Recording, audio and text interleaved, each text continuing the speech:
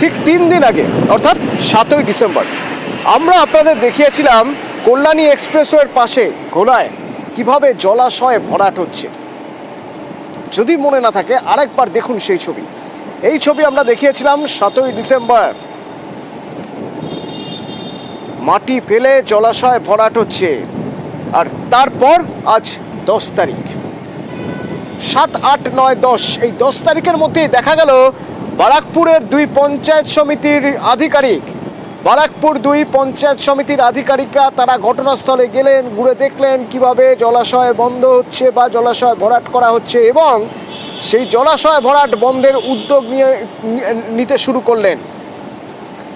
News 18 Bangla প্রথম এই খবর দেখায় ঠিক 7 তারিখে, আর তারপর আছে 10 তারিখে দেখা যাচ্ছে এবার প্রশাসন উদ্যোগ নিয়েছে যে জলাশয় ভরাটের কিভাবে বন্ধ করা যায় তা দেখার জন্য। সুবীর রয়েছেন আমার সঙ্গে। সুবীর, আধিকারিকরা পরিদর্শনে গিয়েছিলেন, তো কি দেখলেন, কি বলছেন তারা?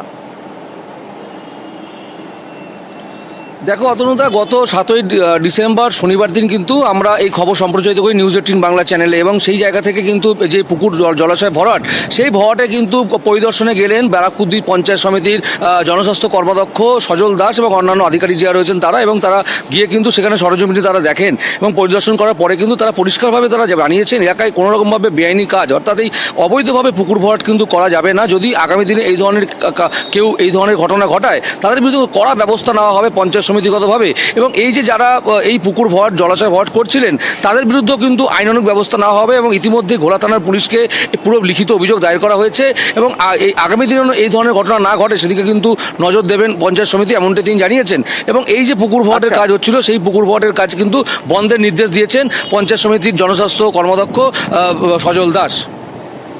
ধন্যবাদ।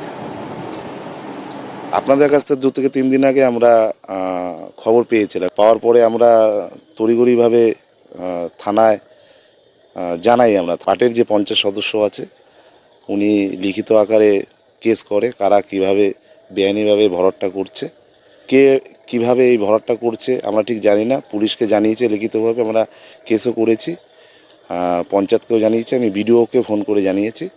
আইনের মতন চলবে। যারা বেআইনি কাজ করছে সেটা বিলকান্দা 2 গ্রাম পঞ্চায়েত সমর্থন করে না।